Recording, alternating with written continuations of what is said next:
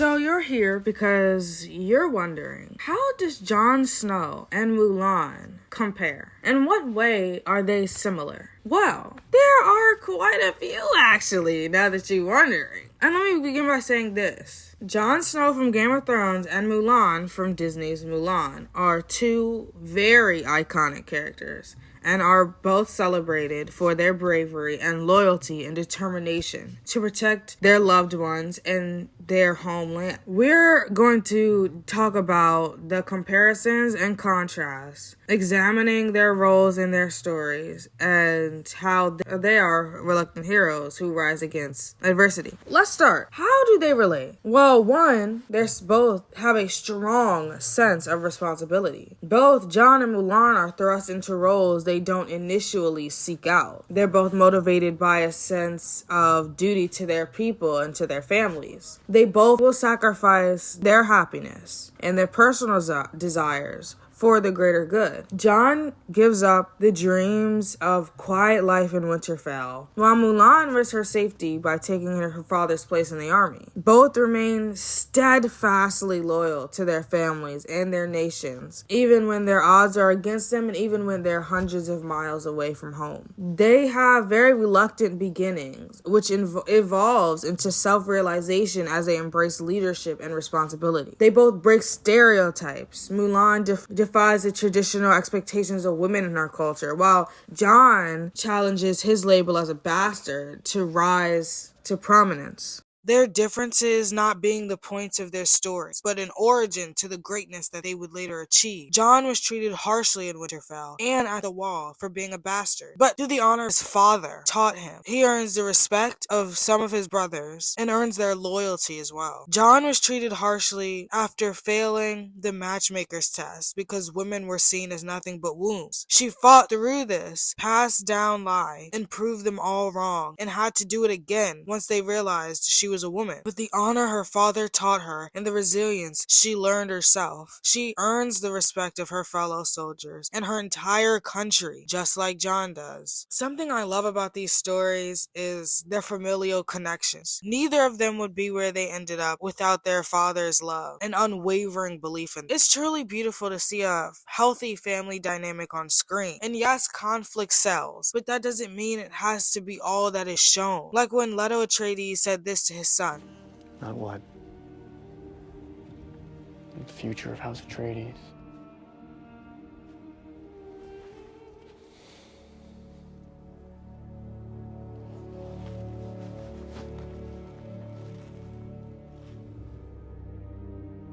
I told my father I didn't want this either. I wanted to be a pilot. You never told me that. Your grandfather said, a great man doesn't seek to lead. He's called to it. And he answers. And if your answer is no, you'll still be the only thing I ever needed you to be. My son.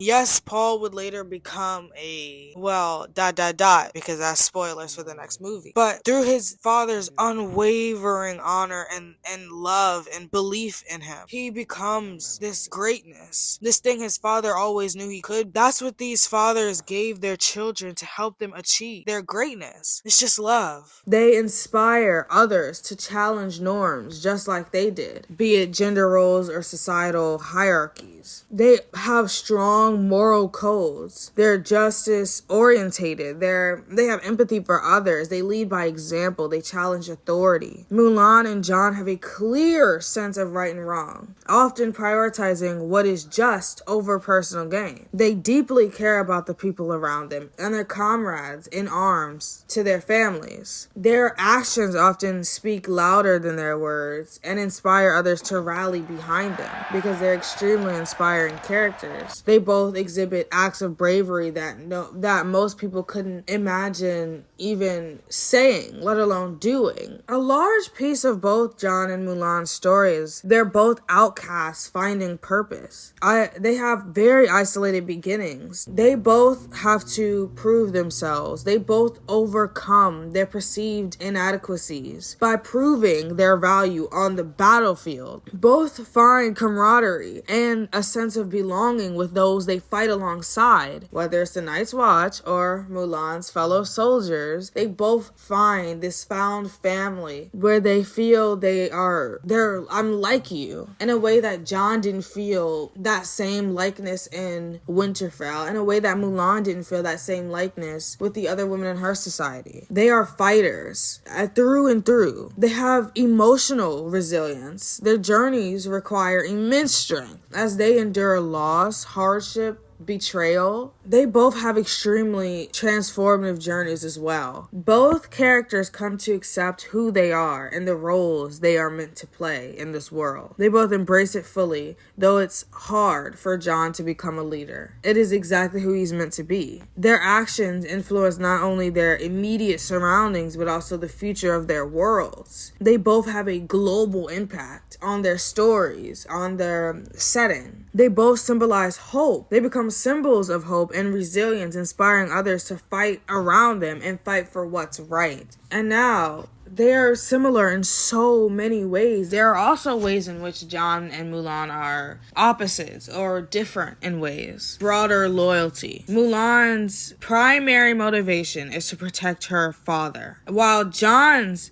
duty initially stems from loyalty to the Night's Watch and later shifts to the survival of all of Westeros. Her intentions more intimate, his intentions more extroverted and global. Now, their personal choices, Mulan chooses to fight to save her father. John is pushed into his role, first as a member of the Night's Watch and later as King of the North. Mulan chooses to put herself in a situation that is extremely dangerous for any woman to walk into. Or man, if you're talking about war, but I was talking about more the being surrounded by men part and dressing up as a man and trying to pretend to be a man during months and months and months of training and then war itself. Mulan's journey is extremely personal, driven by her own internal struggles for self-identity, which beautiful song. While John faces more external conflicts, from political betrayals to battles against supernatural undead. Their end goals also differ slightly, which Mulan aims to bring honor to her family, while John fights for peace and the survival of his people, given that the Starks very much already have honor. They also have very contrasting relationships with leadership. They both rise as outsiders, but Mulan's not initially seen as a soldier that proves herself through ingenuity and courage, while John rises from his status as a bastard to positions of leadership. Mulan wins over her comrades by outsmarting her enemies, while John earns loyalty through unwavering commitment and leading by example. They both have massive support systems behind them as well. Mulan relying heavily on her mentorship and companionship, while John often navigates with fewer emotional connections. He still has that camaraderie. He still has that found family. They break barriers with the things that they do. Mulan's journey is a direct confrontation of societal norms, while John's fight is more about proving his worth within the existing system. Acceptance in their roles is also extremely important to their characters. Mulan's success challenges everybody's perception of women in her society, whereas John struggles to fully embrace his roles, even when people see him as a hero. Mulan operates within a rigid, honor-driven society, and John, his world is a mix of political intrigue and brutal survival. They live in vastly different worlds worlds, vastly different tones, but still have similar journeys. John faces intense emotional turmoil, including betrayals and personal loss, while Mulan's challenges are more tied to societal expectations and immediate threats, like the Hans trying to take over China. Mulan's relationship with Li Shang develops as a subplot, whereas John's romantic relationships often carry heavier consequences, like Ygritte and Daenerys. Mulan, also who ends up staying with who she ends up getting with, John loses both of his romantic interests in the show. Those, again, Ygritte and Daenerys. Daenerys dies, and so does Ygritte. John repeatedly sacrifices personal happiness for duty. Their outcomes are different, and as are their legacies. Mulan's actions leave a lasting legacy within her family and society, and she's celebrated as a hero. Mulan returns home, having achieved personal and societal harmony. John, however, is exiled to the far north, burdened with the choices he made. Mulan represents triumph and individuality over tradition, while John symbolizes the weight of leadership and sacrifice, which are both extremely important lessons and stories to tell. And to get to the conclusion, Jon Snow and Mulan are extraordinarily different but similar characters, whose journeys resonate with themes of bravery and sacrifice and challenging norms. While their paths differ in motivation, with leadership and outcomes, both are heroes who rise from humble beginnings to leave a profound impact on their worlds. Their stories remind us, hopefully, they reminded me, and hopefully you, that greatness often comes from those willing to defy expectations and fight for what they believe in, no matter the cost, no matter the consequence. And I'm hoping from this episode, that's what you take. Yes, there are always consequences, but fighting for what's truly right, what you truly believe in, that is extremely important. These stories aren't just told for entertainment, but because they teach lessons, because they help to uncover the mysteries and the different peels of the onion of humanity, of life. And if you're willing to open yourself up to seeing yourself as something greater, absolutely accomplish the impossible, because it's not impossible. It is not impossible. Let that be what Jon Snow's story and Mulan's story tells you. Do it for yourself and do it for those around you, and defy expectations, because you deserve to be the person you believe you should be, because you deserve to live in the world you wish to live in. That is the end of this one. I'm not sure what we're going to do next, but I'm really excited for the next one. And do you agree? Are they more similar than they're different, or do you believe that they're more different than they're similar? This series will continue for long to come, so don't forget to like, subscribe, comment, share it with your mama, your friend, your siblings, and I will see you next time. Yeah, it's been fun. What do you think about this episode? And let me know in the comments, and I'll see you next time.